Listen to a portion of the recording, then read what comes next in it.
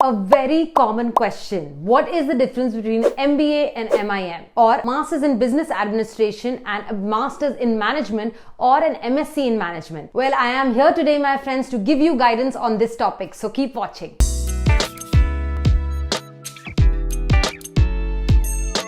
Hi my friends, my name is Mehar Batra. I'm your career coach and mentor, helping and empowering you to accelerate your career. My friends, I have conducted more than 500 mentoring sessions, and one of the common questions I get asked is whether to wait and go for an MBA or do an MIM or a Masters in Management right now. So today I'm going to talk to you a little bit about what exactly is Masters in Management and how is it different from a Masters in Business Administration, that is MBA. Please don't forget to subscribe to this channel and like and share this video if you find it useful. Also, don't forget to follow me on my Instagram page MSB Vision. So without wasting any more time, let's jump right into it. So a little bit about Masters in Management or MSc in Management, my friends. This is a relatively new course. It's only been around for about 20 years. The concept of Masters in Management is not really known within India, but abroad it has been very common for the last 20 years. Whereas the MBA degree has been around for about 100 years now at top universities and Ivy League such as Harvard. So I'm hoping through today's video you will get a bit of an idea of whether an MIM is for you or not, and how exactly is it different from the traditional MBA that we all know so much about. So first of all, my friends, let's talk about who the MIM or the Masters in Management course is for.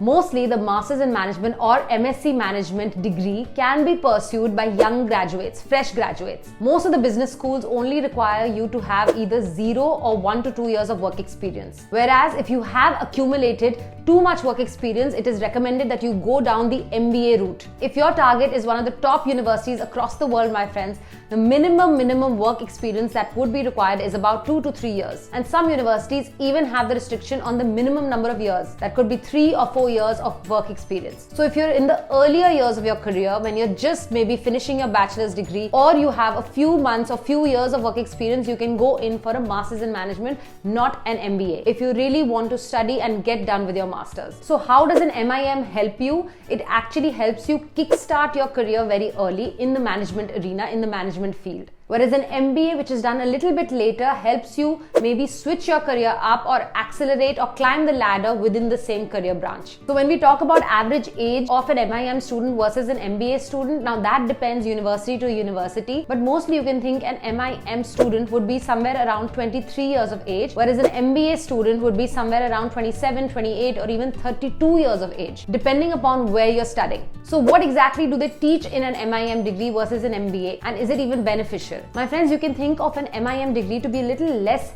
hectic, a little less intense than an MBA degree. You will delve into the basic management topics as you would in an MBA, but in an MBA you will get a more in-depth knowledge and also get the chance to specialize at the end in a topic or a career path of your choice. So because the target applicants of an MIM course are fresh graduates or maybe people with 2 to 3 years of work experience, opportunities that you will get upon graduation will of course be entry-level positions, versus if you graduate with an MBA degree will be a mid-level position. So what is the duration of this course? An MIM typically ranges from about 10 to 14 months, whereas an MBA would be 1 to 2 years long depending upon where you're studying. Now let's talk about salary. Of course, if you're graduating with an MIM and you're getting an entry-level position, your salary would not be as high as you would get after an MBA degree.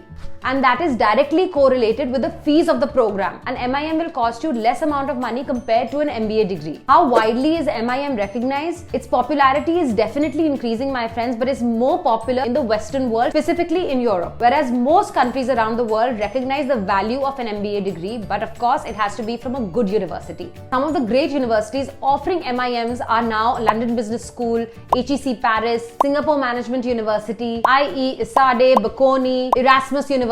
There are plenty of options.